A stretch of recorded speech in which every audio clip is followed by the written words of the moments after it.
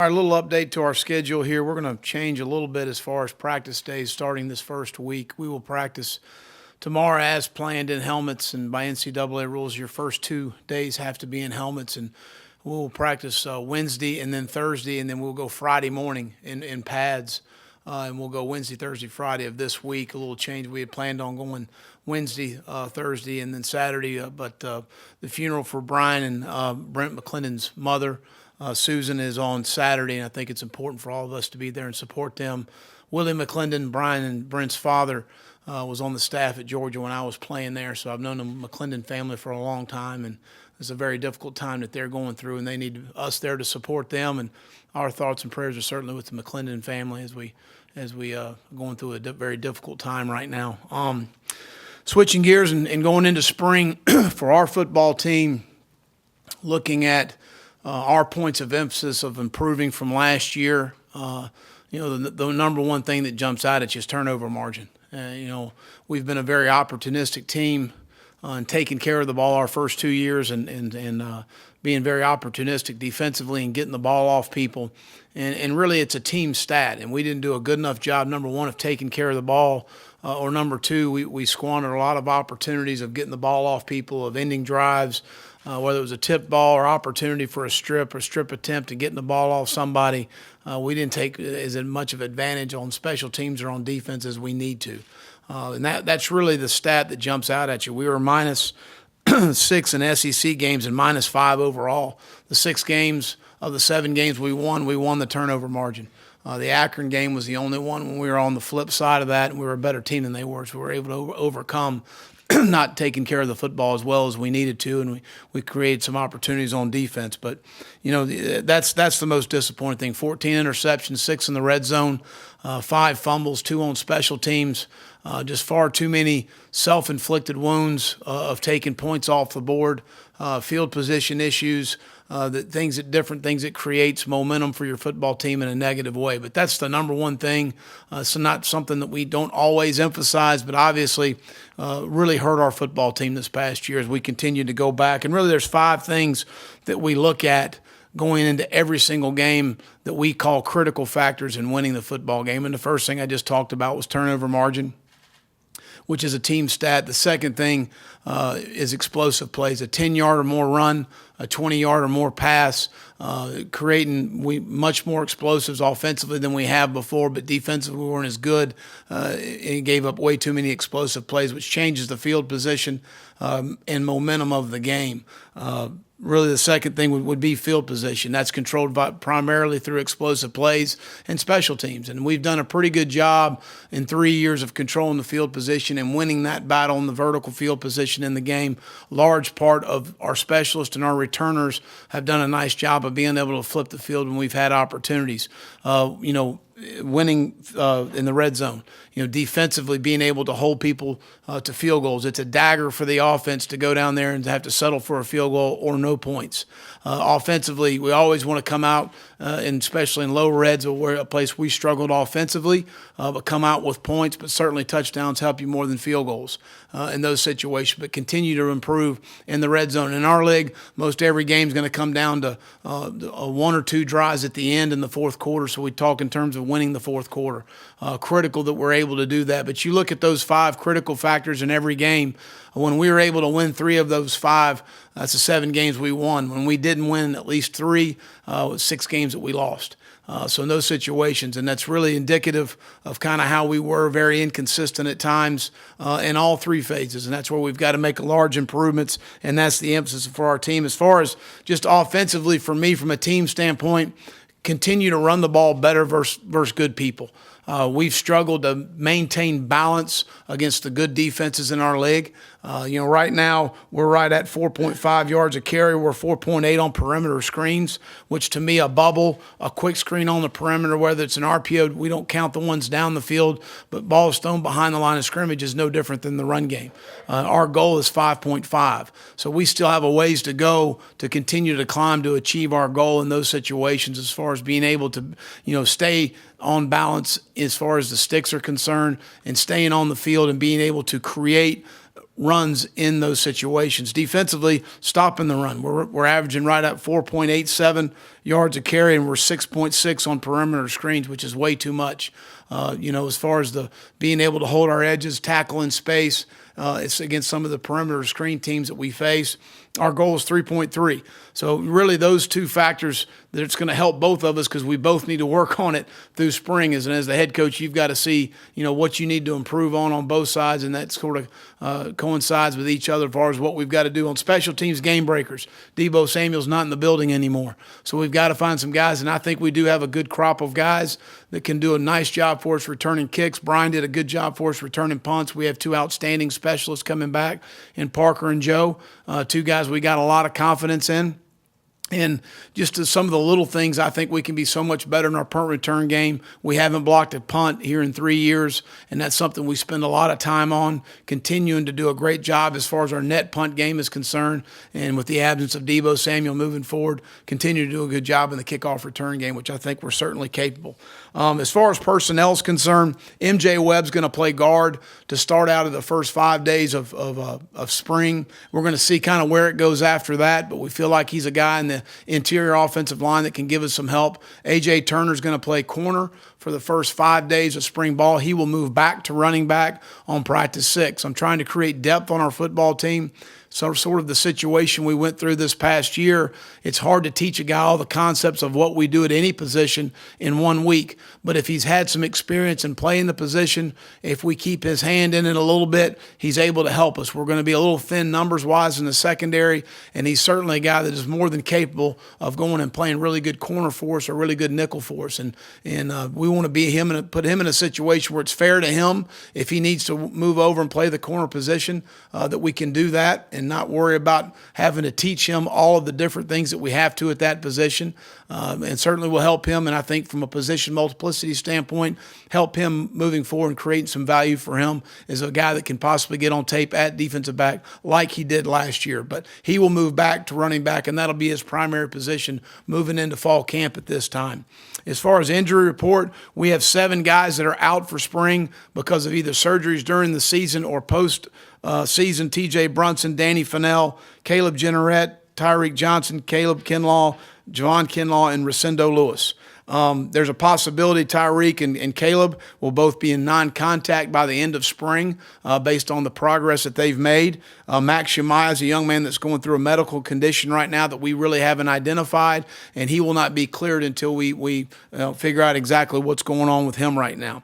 And then we've got some guys that are going to be in some limited situations that may not be start us with spring, but certainly are going to partake in spring ball, and that's Rico Dowdle, Javon Gwynn, J.T. Ebay, or Trey Smith, Jam Williams, and Eldridge Thompson. There may be 1 or 2 guys tomorrow that aren't totally cleared, but certainly are going to partake in spring, and looking forward to getting those guys out there on the field with us, and I'll open up for any questions.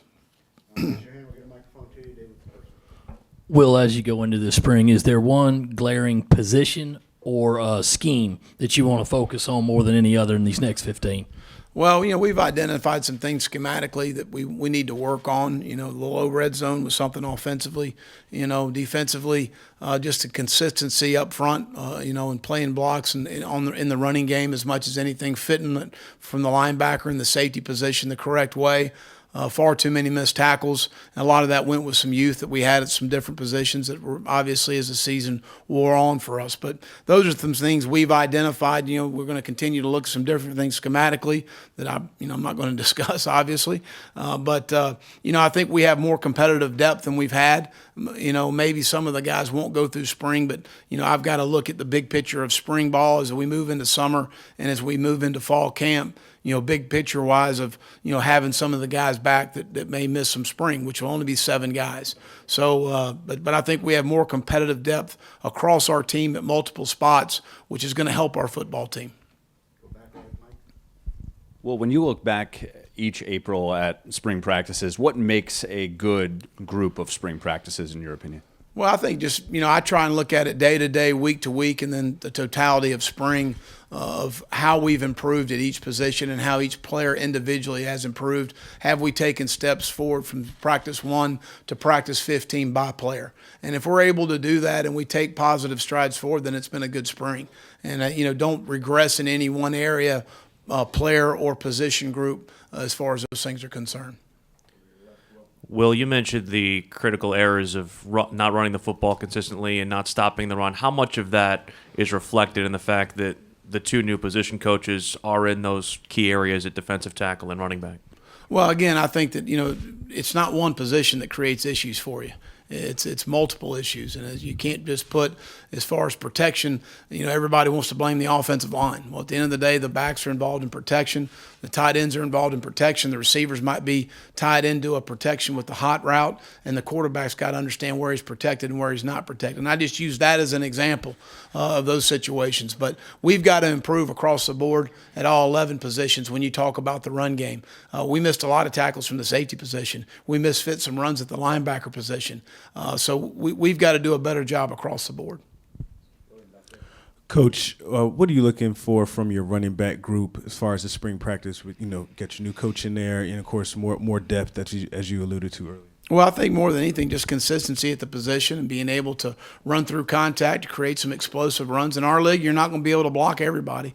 There's going to be a free hat in the box at some point, and you got to be able to make a guy miss, and that's something that we need to do better consistently.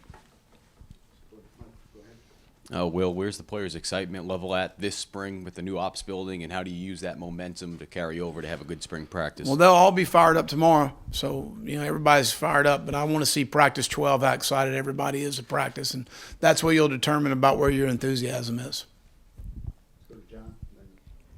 You mentioned Debo not here anymore with kick return. Who are those candidates, maybe other than A.J. Turner, who has experience there? A.J. Shaw's got experience there. Brian Edwards has got experience there. So, Jams can be a guy that can go back that probably, he won't partake in any contact this spring. Will be in non-contact, situations. Josh Fan is certainly a guy that's got some return skills. So we feel like we've got some guys that certainly can do it, and we'll give all those guys an opportunity during the spring. I think JJ lost a little bit of weight based on some of the stuff that came out. What's his plan this spring? Where do you like to see him in the defensive tackle position? Where would you like to see him? Well, we're going to play him at end, but he's obviously a guy that's got some versatility that can rush inside, especially when you get in 1 minute and third down situational type things that you can match him up on a guard inside, and he's got a good feel as far as blocks are inside. Really progressed as the year wore on and did a nice job of rushing the passer inside. So but we're going to start him out at end, this spring, and a guy that we feel like has got his weight in a good situation, and he's moving well in the all-season program. Excited about seeing how he progresses here during spring. Will, of the players you mentioned who were not going to be participating, is there anyone whose physical issues might linger into the summer that you worry? No, not at all. Not at all. All those guys will be fine.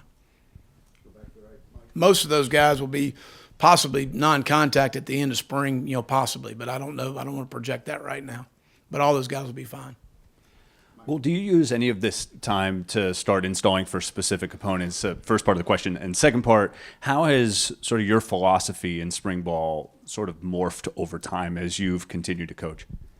Well, I don't know that our, philosophically we've changed as far as spring is concerned. We do try and introduce new ideas that we want to carry and maybe look at in the off season. We spend obviously the month of January recruiting up to signing day, and then once signing day is over, we spend the majority of our time looking at our film from the season, from our what we call cut-ups, the film of our season, whether it's by personnel grouping, whether it's by defensive call, offensive call, whatever the case may be, running pass. We break it all down, third down, 1 minute, coming out, all situations of where do we need to improve our football team. And then we spend time as well of, we visited some other staffs, which I'm not going to divulge where we were. And then we've spent some time schematically looking at some other people that we think can help us. So, it's good to be able to implement some things in spring, to take a look at them, to see if we like them.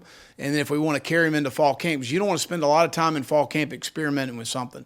Because generally you're going to have probably 18 practices, 19 practices, and then you're 2 weeks away from playing, so that you can't experiment a lot there. You're more in tune of trying to find out who's going to be in that 2 deep and that possible 3 deep to be able to help your football team. So we have looked at some different things schematically that we want to look at, and we have looked at some things that we know that we can help us moving forward with some opponents during the season.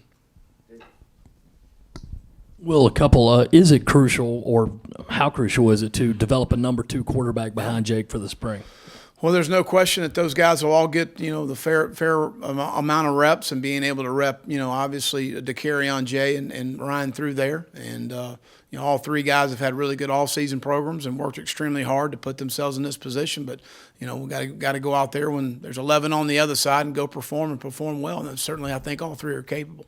And with Ryan, with the I guess the spotlight that he brings, I mean, do you want him to play this year, or is that to be determined? I want the best quarterback that we can at the University of South Carolina, and we'll see who that presents itself as we move forward. Let's go to Jeff in the middle. Will, you got 3 starters back on the offensive line. How do you see the other 2 spots shaking out in your depth there? Well, we would start out tomorrow, day one with Sedarius Hutchinson at left tackle, Donnell Stanley at left guard. We feel very comfortable with Chandler Farrell or Hank Manos at the center position. A little bit unsure with the right guard position right now, but, Eric Douglas and Jordan Rhodes are 2 guys that we think are certainly capable at the position, and Dylan Wanham at right tackle. But that's going to be pretty fluid through the spring. I think Eric does a really good job of, introducing different concepts to his guys as far as being able to play inside and outside. Really last year, Hutch practiced a lot outside in case of injury and different things that could have happened, and that's why, comfort-wise, he's going to be fine moving out to the left tackle position. Donnell's a guy that can go back and play center if we need to.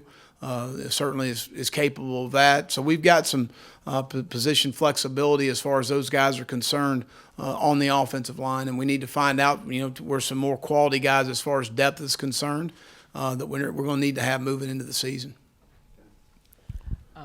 Do you expect Zach Pickens to start out working at end or at tackle, and what are kind of your expectations for early enrollees coming into their first spring?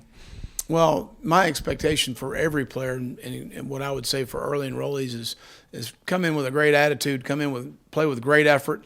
We're going to teach you. I was walking off the field with a young player this morning that's an early enrollee, and he said, I'm trying to learn the defense. And I said, well, you're not going to do it in one day. I can assure you of that. And you're not the first guy that's come in early and tried to learn it. And you're going to have times where you're frustrated.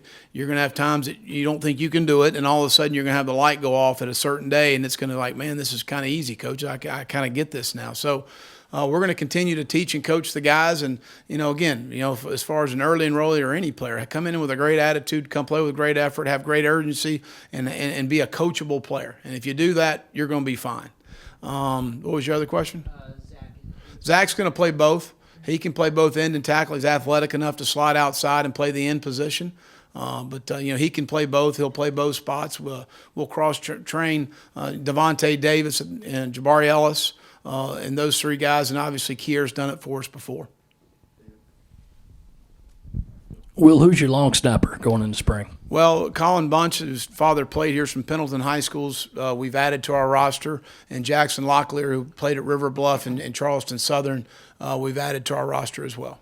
And also, is there any possibility that Josh Bell could change his mind, come back this spring, summer, whatever? I haven't talked to Josh. Yeah, a couple of questions. Anybody in the transfer portal let you know that they want to come back, or have they shipped out, gone? And who's left in terms of additional years that you're still waiting on? Is it just Thompson? Has that been resolved? Eldridge Thompson, Phil, I believe, is the only one. Has that been, now, has it been resolved? We feel good about it, and we're just waiting to hear back. Mm-hmm.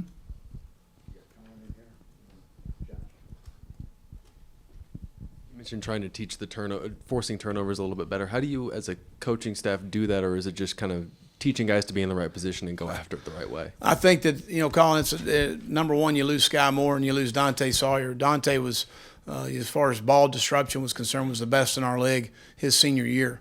So you lose 2 guys like that really, that have a knack for those situations. Sky's the leading, interception leader here at the University of South Carolina for linebackers. So 2 guys that had a great knack for getting the ball off people. A lot of situations we try and coach off tape to where there's a violator, to where the ball is put in jeopardy, to be able to take a shot at the ball in those situations, to be able to coach through those situations for, sometimes for younger players.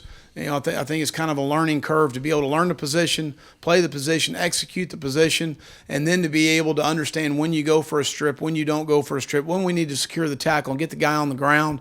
And you got to work through that sometimes with young players. And obviously we had a bunch, especially at the end of the year, in those situations. So I think there's a lot of teachable moments as far as that's concerned as a defensive coach with players, as far as talking about when we want to take a shot at the ball, when we need to secure the tackle and get the guy on the ground, and making those good decisions in situations. But, that's something I think that our defensive staff does a fantastic job of emphasizing and talking about. And we obviously missed some of those guys this past year as far as that were able to had the knack to do those things. I do think we've got some guys that certainly have the capabilities. They haven't necessarily showed it on film, but certainly they'll have the opportunities this spring. When you have a senior quarterback with a lot of experience and a question about who the backup is, how do you divide snaps in the spring? How will y'all do that? Well, I think we've talked at length about this before spring, but within DeCarrion, Jay, and Ryan, they all need to get opportunities with our first group and a fair number of snaps and a fair number of snaps with our other groups.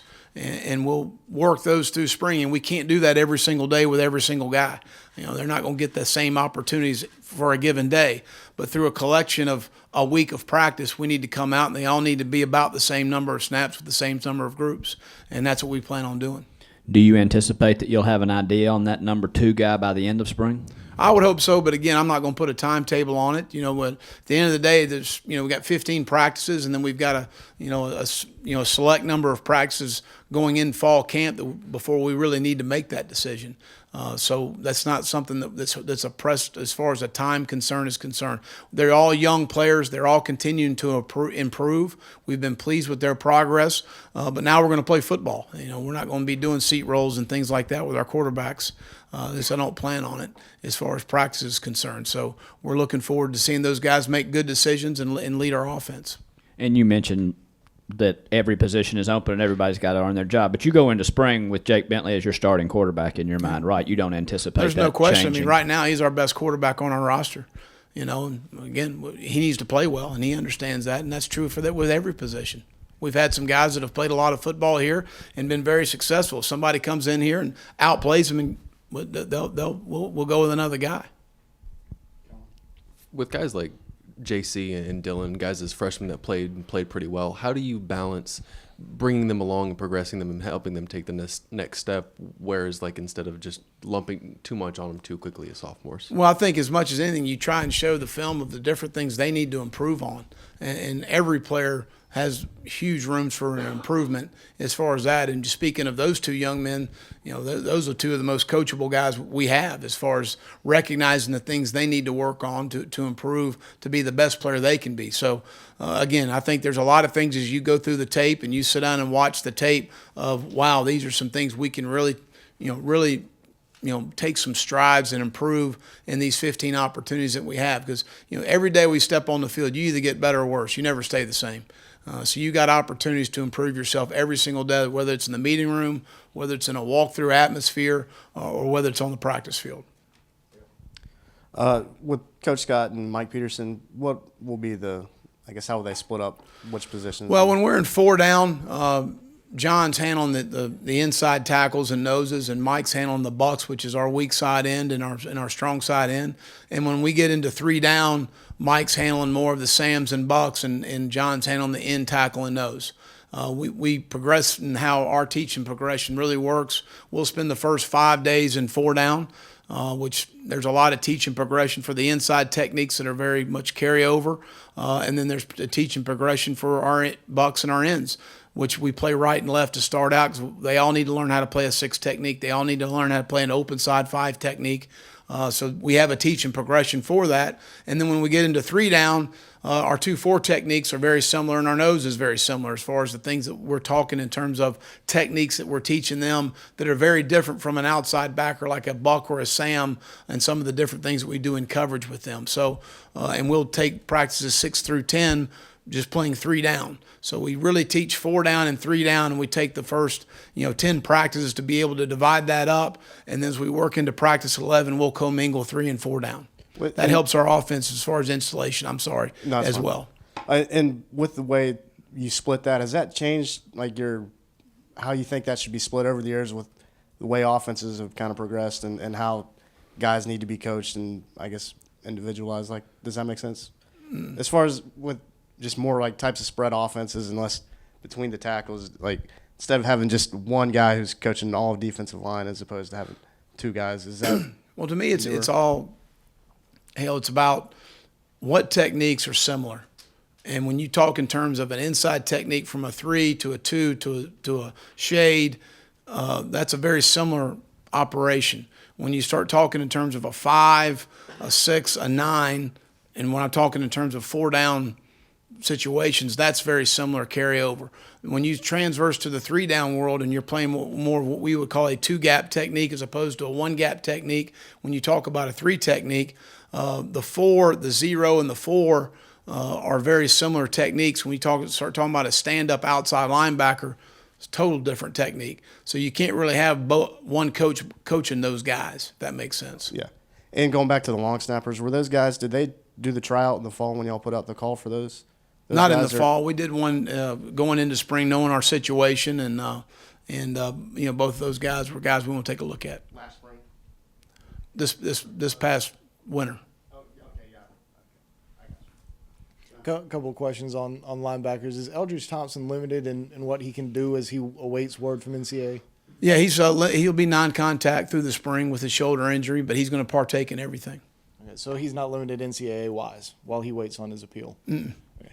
And with having some guys out at that position, how much can you learn about that position? Well, T.J. Brunson's the only guy out. And Rosendo is limited? Rosendo's limited. Mm-hmm. With those guys limited, what can you learn about that position, this spring? How much do they need to improve after last year's performance? Well, again, I think that, there's a lot of area for improvement. Ernest Jones is a guy that came on late in the year for us as a true freshman and undertook a very difficult operation there at the Mike linebacker.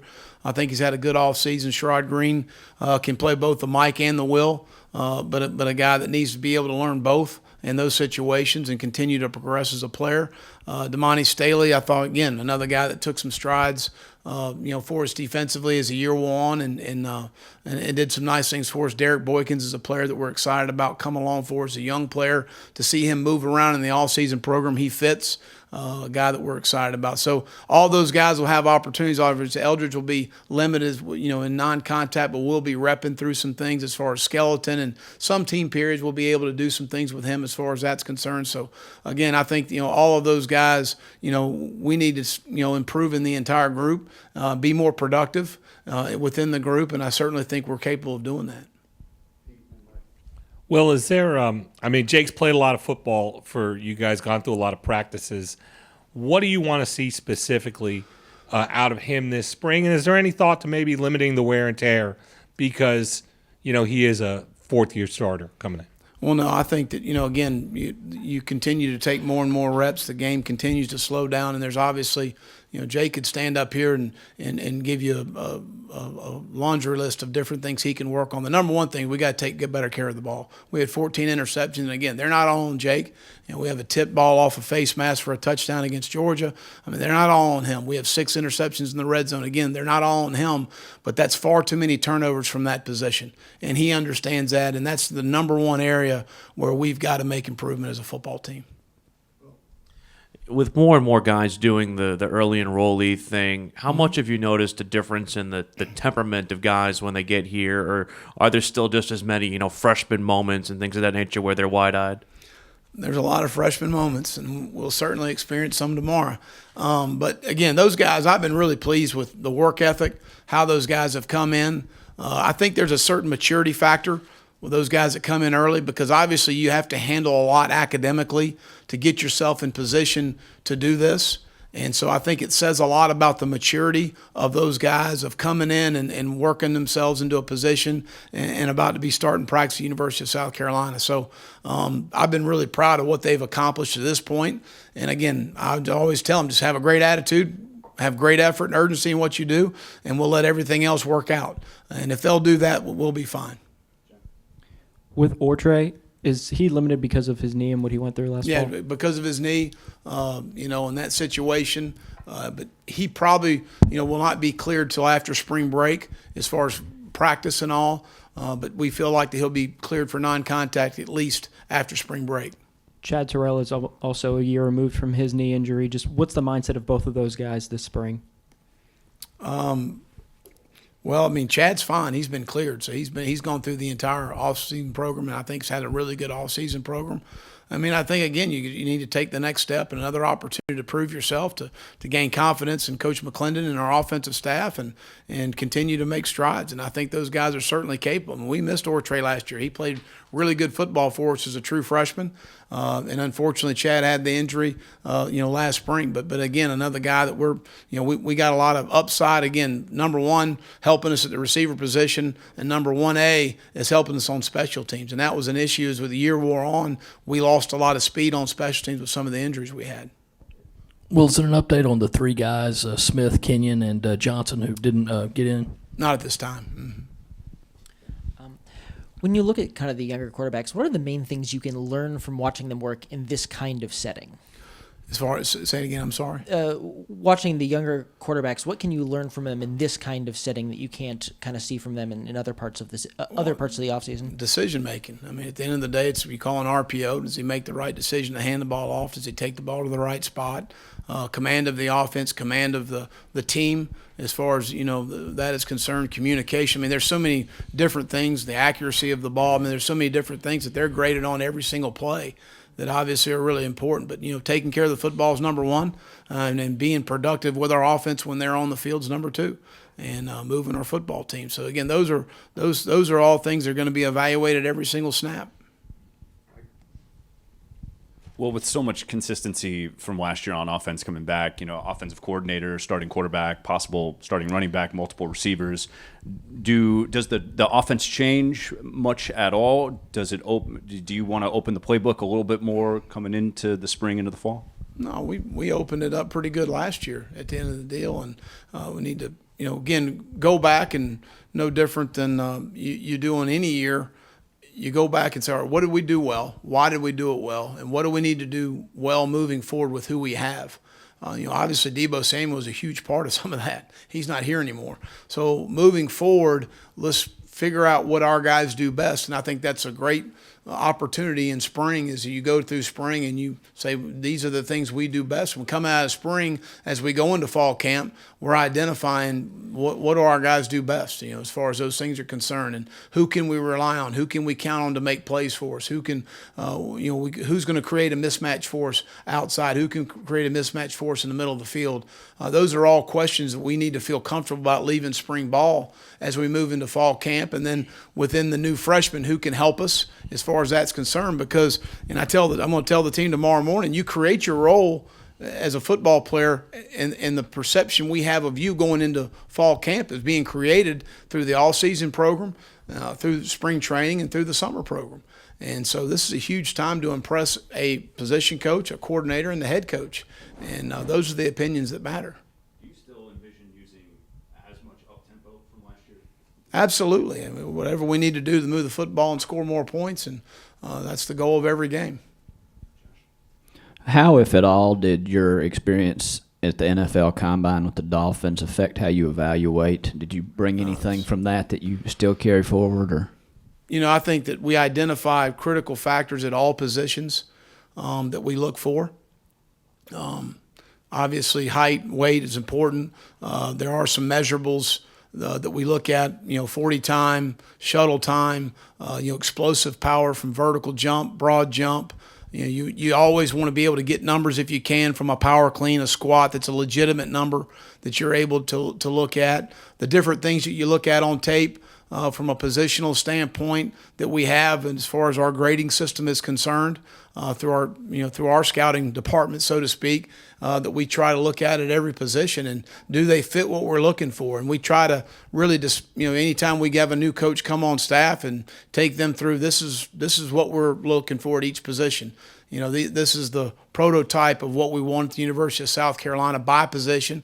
These are the critical factors. If they're deficient in a critical factor, then they need to be really good in something else.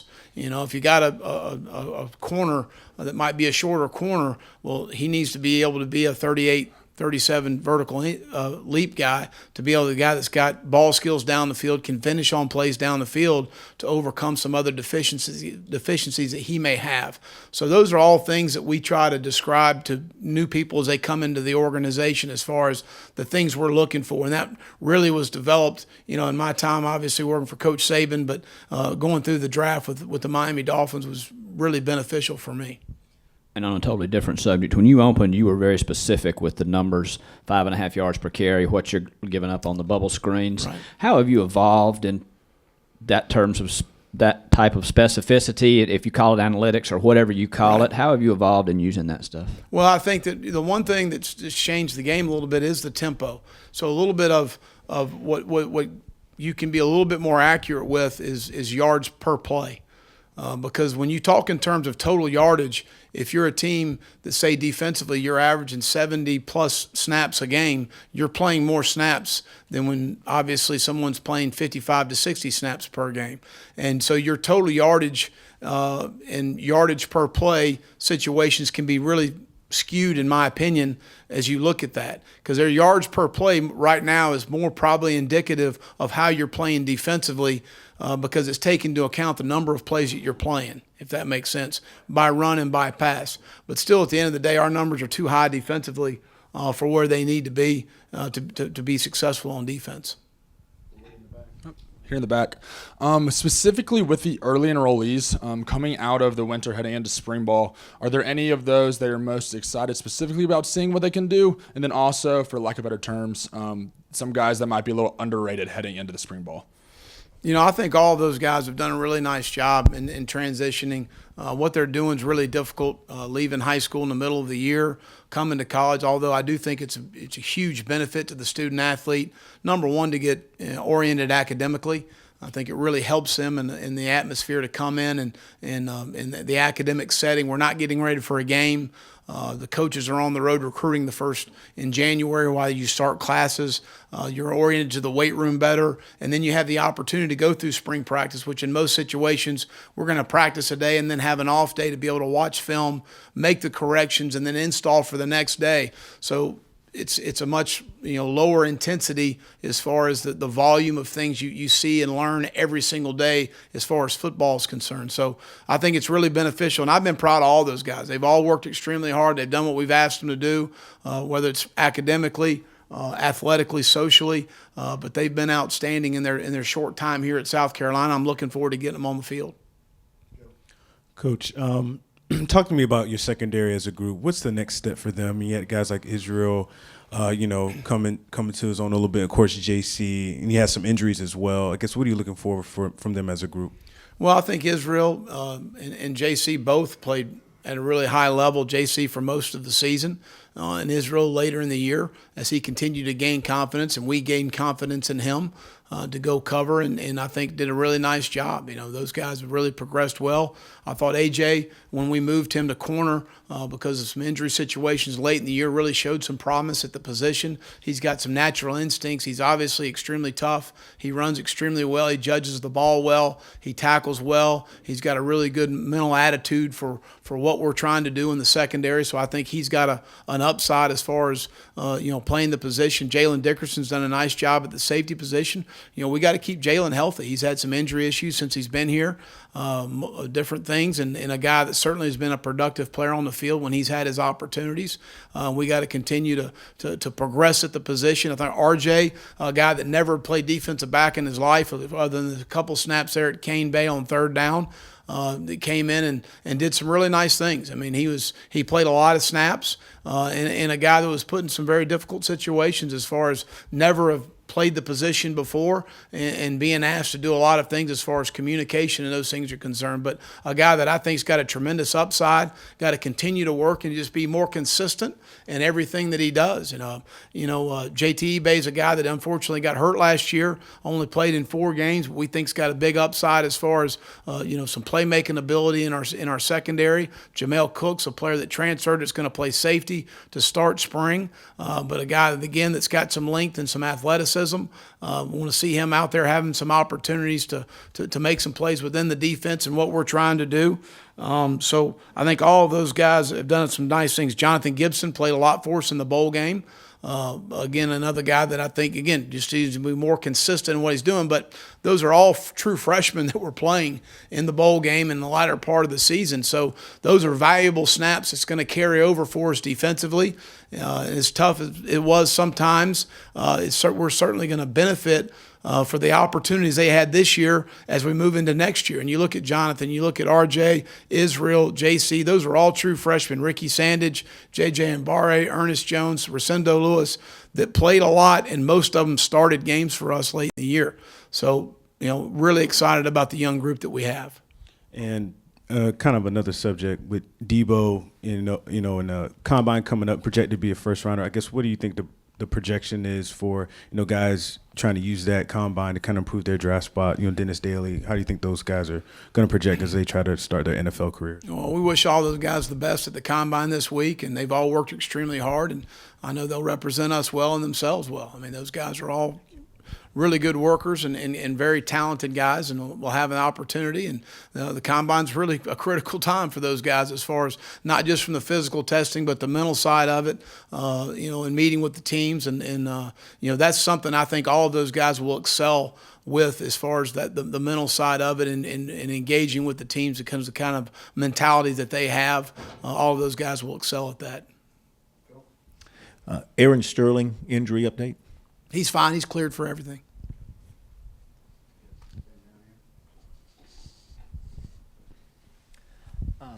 You mentioned having kind of limited depth in the secondary. I guess, is that sort of par for the course in spring with how many defensive back positions turn over? And does that create any challenges, or is there an advantage in that you can just give guys a lot of reps, get them a lot of work? Well, get them a lot of work is outstanding, number one. Number two, to give them some position multiplicity, to move around some guys around, so they can continue to learn conceptually more about what we do and not just learn one position.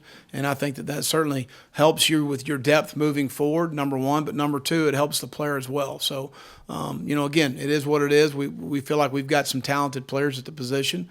We are a little thin, but we'll work through it. No, you're always consistent about talking about Evan Henson and him playing basketball and all that, but I guess how nice is it, for lack of a better term, to have him back full-time with y'all? Well, again, that was Evan's decision, and, Frank was great, and I know it wasn't great for our basketball team, because we only got 8 guys right now that are healthy, so it's a hard deal for Frank and those guys. But that was something Evan called me about and wanted to do, and so we support him.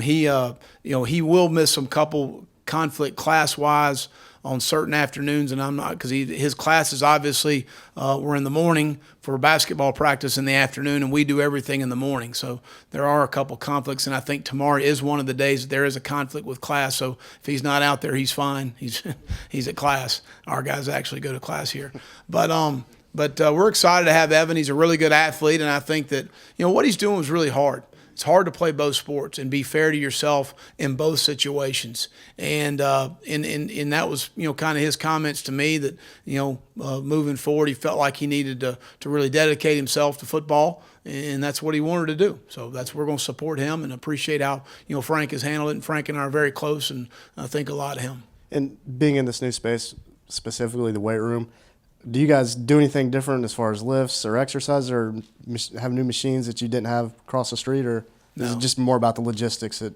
is the bigger thing for y'all? I miss my walk across Gamecock Park every day. But other than that, no, it helps us a lot just from a time standpoint. The amount of time we spent from transferring an entire team, an entire training staff, an entire managerial staff over to practice here on the trolley every single day was a lot. And it took up a lot of time, and you had to be timely in your meetings, which you still have to be as a coach, but you're in a position, coach, you're crunched for time. Sometimes there were some things we couldn't get to because we knew we are on a time constraint to be able to get back over here. Then you got to transfer everybody back over to the stadium when practice is over, and again, get guys to tutors, to class, to different things they've got to do. So now it's just so much easier for our players and our staff right now to operate in a one-stop shop. Y'all recently announced your Spurs Up tour dates. I think you got 9 this year. Why is that important to you, and what will be your message to fans this year? Well, our fan base is the most loyal, passionate fan base in the country. I appreciate their support. They've been so positive with us, and as far as in our time here at the University of South Carolina, and it's a very small token to say thank you to them. And I think it's really important to go out and my message is always the same. We got to continue to improve and continue to take steps forward in the program. Excited about where we are, but more than anything, where we're headed. Since it became a thing in the state for some reason, do you have any strong feelings on your guys playing intramural basketball? No. Have any of them done it this year, or do you? I'll be honest with you, I'm not sure. They need to be college students. I'm good with that. Josh Kendall used to play intramural basketball. So that'll tell you. I think our one-on-one, our guys could beat him, I bet. If not, you need to reevaluate your Good point. You're right. Anything else, Coach? All right, 9:05 tomorrow morning.